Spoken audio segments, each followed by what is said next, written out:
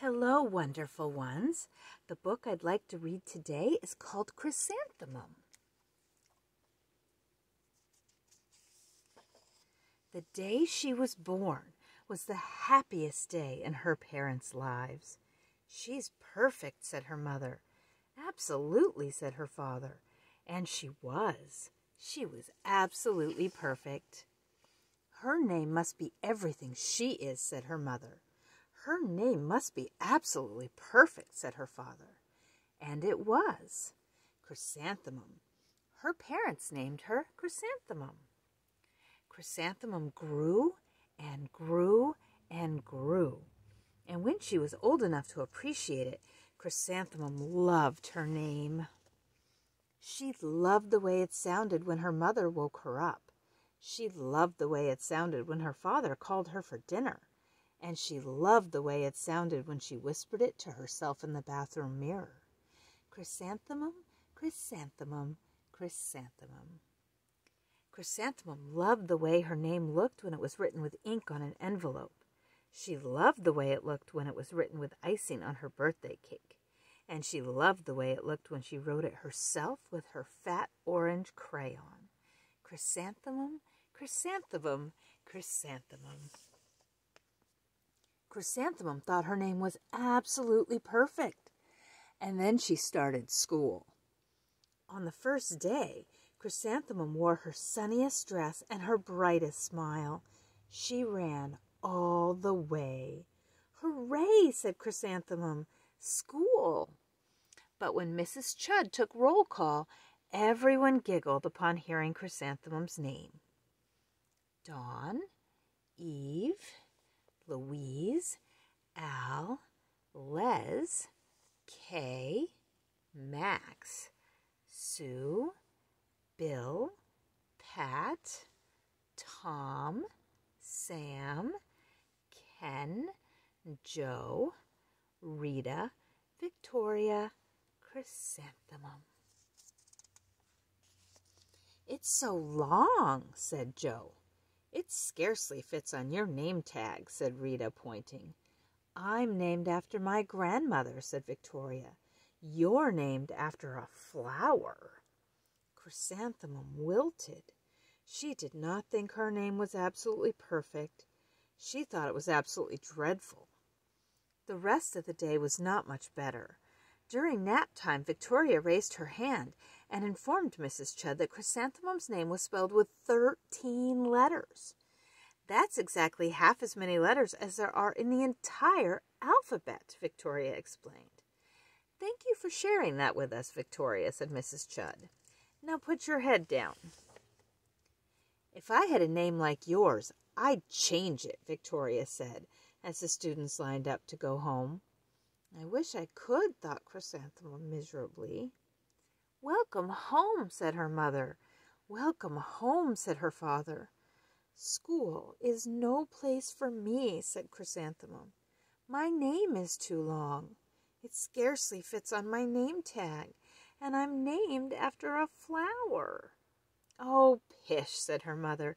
"Your name is beautiful." "And precious and priceless and fascinating and winsome," said her father.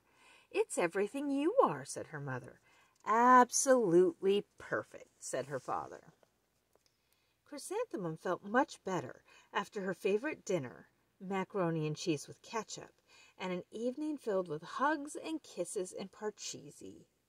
That night, Chrysanthemum dreamed that her name was Jane.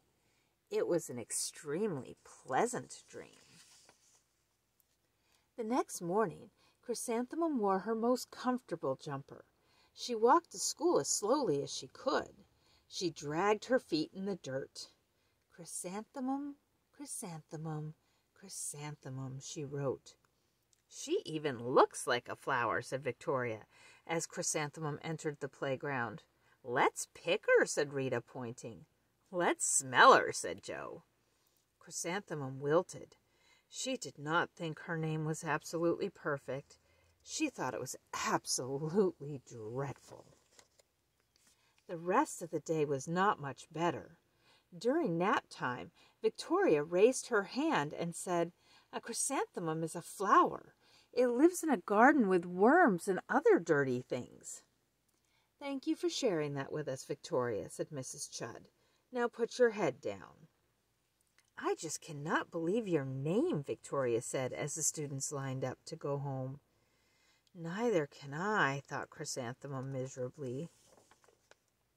"Welcome home," said her mother. "Welcome home," said her father. "School is no place for me," said Chrysanthemum. "They said I even look like a flower. They pretended to pick me and smell me." "Oh, pish," said her mother. "They're just jealous." "And envious and begrudging and discontented and jaundiced," said her father. "Who wouldn't be jealous of a name like yours?" said her mother. "After all, it's absolutely perfect," said her father. Chrysanthemum felt a trifle better after her favorite dessert, chocolate cake with buttercream frosting, and another evening filled with hugs and kisses and parcheesi. That night, Chrysanthemum dreamed that she really was a chrysanthemum. She sprouted leaves and petals. Victoria picked her and plucked the leaves and petals one by one until there was nothing left but a scrawny stem. It was the worst nightmare of Chrysanthemum's life. Chrysanthemum wore her outfit with 7 pockets the next morning. She loaded the pockets with her most prized possessions and her good luck charms. Chrysanthemum took the longest route possible to school.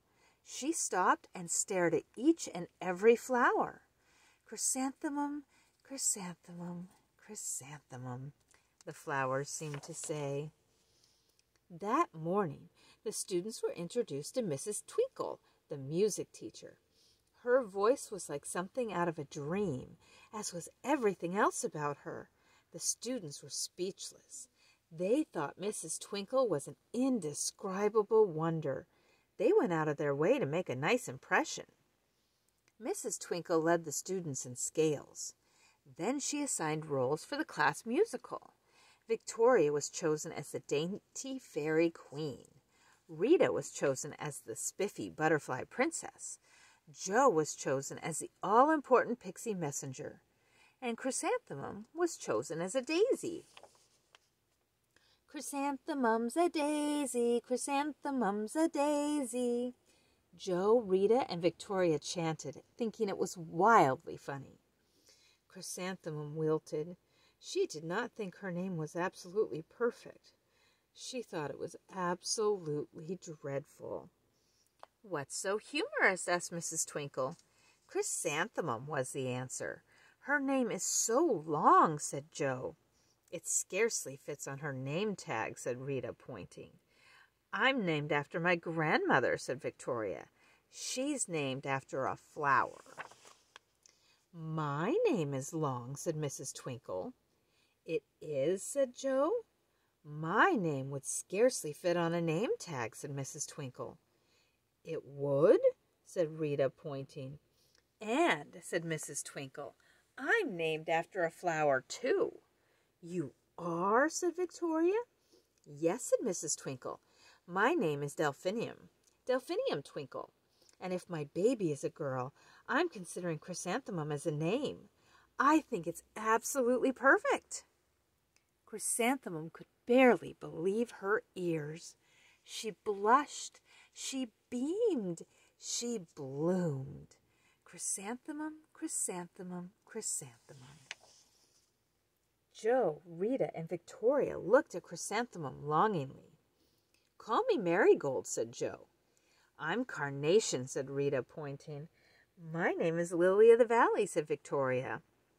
Chrysanthemum did not think her name was absolutely perfect. She knew it. Epilogue. Overall, the class musical was a huge success. Chrysanthemum was absolutely perfect as a daisy. Victoria made the only mistake. She completely forgot her lines as the dainty fairy queen. Chrysanthemum thought it was wildly funny, and she giggled through the entire dance of the flowers. Eventually, Mrs. Twinkle gave birth to a healthy baby girl. And, of course, she named her Chrysanthemum. Thank you for sharing the book with me, friends. See you again